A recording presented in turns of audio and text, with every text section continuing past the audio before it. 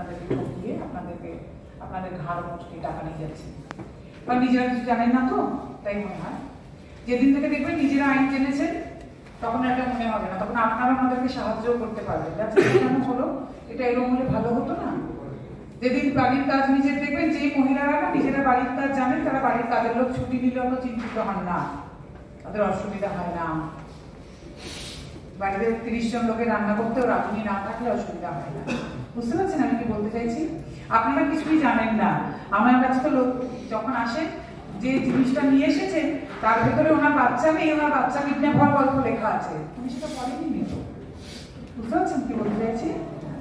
আর গান শুনে শুনে নি, এই লড়াই আইনজীবী আর পুলিশ ছাড়া সম্ভব না। খালি সারাদিন আইনজীবী আর পুলিশের বাবান্ত করে কোনো লাভ নেই, এবং ওনাদের ছাড়া এই লড়াইকে আমরা লড়তে পারবো না। আর দিকে দিকে থানায় থানায় ওসি, এসআই, আইওদের যে সাহায্য আমরা পাচ্ছি, এবং কোর্টে কোর্টে আইনজীবীদের যে সাহায্য আমরা পাচ্ছি, না হলে আজকে এখানে পৌঁছানো যেত না। মাথায় চার্জ ফ্রেম হয়, মানে যারা অ্যাকিউজ তাদেরকে জিজ্ঞাসা করে আপনারা দোষী না নির্দোষ, অবশ্যই সবাই বলবে আমরা নির্দোষ। তারপরে ট্রায়ালটা শুরু হয়, মানে চার্জশিটে যে সাক্ষীগুলো থাকে তাদেরকে কোর্ট সামান্স করে তাদেরকে কোর্টের কাছে ডাকে, আর তারা তাদের স্টেটমেন্টগুলো কোর্টের কাছে দেয়। অ্যাকিউজদের লয়ারের একটা রাইট আছে তাদেরকে ক্রস এক্সামিনেশন করার জন্য। আর তারপরে ট্রায়ালের শেষে মানে court on the basis of evidence either একটা অ্যাকুইটাল দেয় বা একটা কনভিকশন দেয়।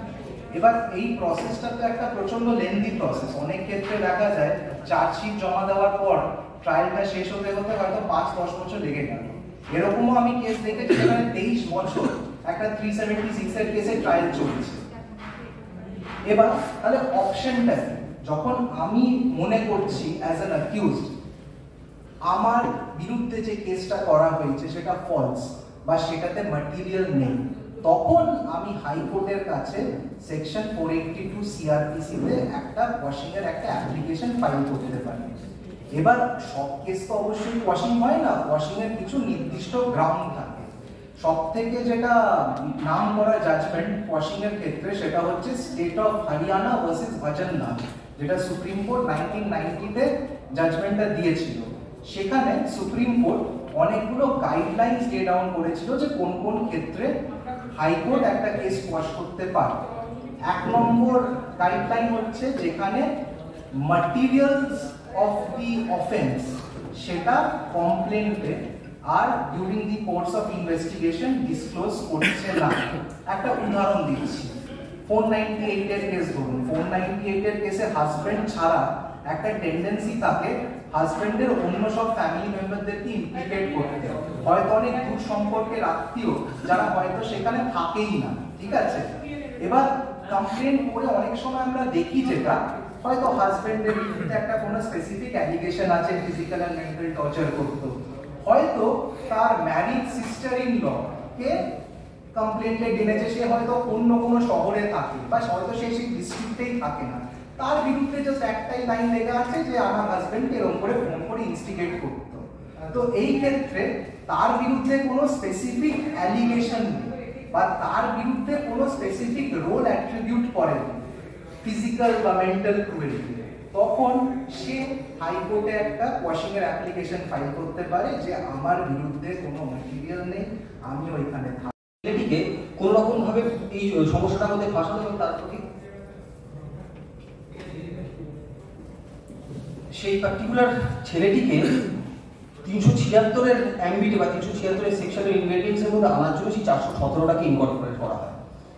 এবং এই ধরনের ঘটনা ঘটলে অবশ্যই 376 সেশন ট্রায়াল ম্যাটার, তো সুতরাং ছেলেটিকে সাথে সাথে অ্যারেস্ট করা হয় এবং যদি একবার অ্যারেস্ট হয় সেক্ষেত্রে 90 ডেজ বা স্ট্যাটিউটরি পিরিয়ড, যেটা তার আগে তার বেলের কোনো সম্ভাবনা থাকে না। বেল তো পাওয়া যায়, একটি মেয়ের সম্পর্ক তৈরি হয়েছিল, আদৌ তাদের মধ্যে কোনো রকম শারীরিক সম্পর্ক হয়নি, হয়তো 6 মাস 4 মাসের সম্পর্ক ছিল, পরবর্তীকালে মেয়েটির কোনো সমস্যা বা ছেলেটির কোনো সমস্যা, সে সম্পর্কটা ভেঙে যায়। কিন্তু মেয়েটি শুধুমাত্র রিভেঞ্জ নেওয়ার জন্য একটি ছেলেকে মিথ্যে এই ধরনের মামলায় অভিযুক্ত করতেই পারে, কারণ সেখানে প্রাথমিকভাবে কোনো রকমভাবে প্রমাণ করার জায়গা নেই যে ছেলেটির সাথে আদৌ তার শারীরিক সম্পর্ক হয়েছিল না হয়নি, ছেলেটি সত্যিকারের প্রমিস করেছিল না করেনি, এটা প্রমাণ করার আদৌ কোনো পদ্ধতি আপাতত আমাদের কাছে নেই। যত দিন এগোবে কোর্টের যত অবজারভেশন আসবে তত দেখা যাবে। যেমন 376-এর মিউচুয়াল ডিভোর্সে চলে আসে, লড়াই করতে করতে একটা সময় দুজনে ক্লান্ত হয়ে যখন মিউচুয়াল ডিভোর্সে আসে, যাদের বাচ্চা থাকে বাচ্চাটা নিয়ে তো প্রবলেমটা শুরু হয়, কার কাছে থাকবে। এবারে সেই সময় অনেকে কি করছেন মহিলারা, মিউচুয়াল ডিভোর্স হওয়ার জন্য বাবারা যা বলছে মেনে নিচ্ছে, যার জন্য মিউচুয়াল ডিভোর্সের একটা পিটিশন ফাইল হলো, সেখানে দুনিয়ার গল্প লেখা হলো, বাচ্চাটাকে দেখতে দেব, বাচ্চাটাকে যা করার তুমি করবে। আলটিমেটলি দেখা যায় যখন ডিভোর্সটা বেরিয়ে যায় তখন আর সেই কথাটার দাম থাকে না, কারণ মিউচুয়াল ডিভোর্সের অর্ডারটা কিন্তু কোনো বাচ্চার পরিপ্রেক্ষিতে হয় না, বলে কনসেন্ট ডিগ্রি দিলাম, আর কোনো গল্প কিন্তু ওখানে লেখা থাকে না। তো সেক্ষেত্রে আমার পার্সোনাল অভিজ্ঞতা যেটা বলে যে এই সময়গুলোতে একটা এগ্রিমেন্ট রেডি করা উচিত, যেটাতে বাবার যা জোরালো বক্তব্যগুলো সেখানে লেখা থাকবে এবং সেখানে সেই অনুযায়ী কাজটা হবে। ডিভোর্সে এমনিতেও কোনো কন্ডিশন লেখা যায় না মিউচুয়াল ডিভোর্সে, তা সত্ত্বেও আমাদের শিয়ালদা করে যেমন নেয়ই না, আলিপুর কোর্টে নিয়ে নেয়, যা দেয় নিয়ে নেয়, বারাসাতে নেয় না। আচ্ছা, তো সেই জন্য ওইভাবে যা পারছো লিখে নিচ্ছ সেটা হয় না, কিন্তু সেজন্য একটা আলাদা এগ্রিমেন্ট করে সেখানে বাবার বক্তব্যটা যেটা জোরালো, কারণ বাচ্চা ম্যাক্সিমাম মায়ের কাছেই থাকে 5 বছর পর্যন্ত, তো থাকবে, সেটা আইন, কিন্তু বাচ্চার ওয়েলফেয়ারের জন্য কোর্ট ঠিক করতে পারে বাবা কার কাছে থাকবে, বাচ্চা কার কাছে থাকবে, বাবার কাছেও থাকতে পারে, যদি মা ভালো আপব্রিঙ্গিং, পড়াশোনা, পয়সা করি সব থাকে, মায়ের কাছেও থাকতে পারে। আর মা যদি কোনো কিছুই না পারে তাহলে সেটা বাবার কাছটাতেও থাকতে পারে, এরকম না যে মা মানে সে একেবারে বাচ্চাকে একেবারে কোথায় নিয়ে যাবে আকাশ ছোঁয়া, সেটা তো নয়, সেটা বাবাদেরও কোয়ালিটি থাকে।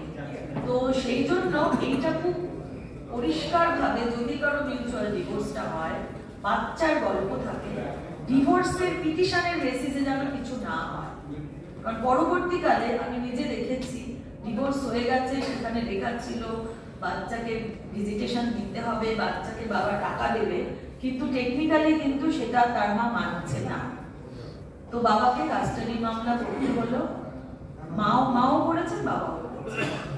তো ওই জুরিসডিকশনের ব্যাপার যেটা আছে যে অর্ডিনারিলি রিসাইডিং যেটা বাচ্চার, মানে বাচ্চা যেখানে থাকে সেখানেও করা যায়, আবার মা নিয়ে চলে গেল সেটাতেও করা যায়, তো সেটা বেশি দিন হয়ে গেলে বাবার মানে যেখানে থাকতো সেখানে আর করা যায় না। তো যাই হোক, মা আলিপুরে কেসটা করেছিলেন, মিউচুয়াল ডিভোর্সে লেখা ছিল যে বাবা টাকা দেবে মাসে মাসে, বাচ্চাকে দেখতে দেওয়া হবে। Ultimately court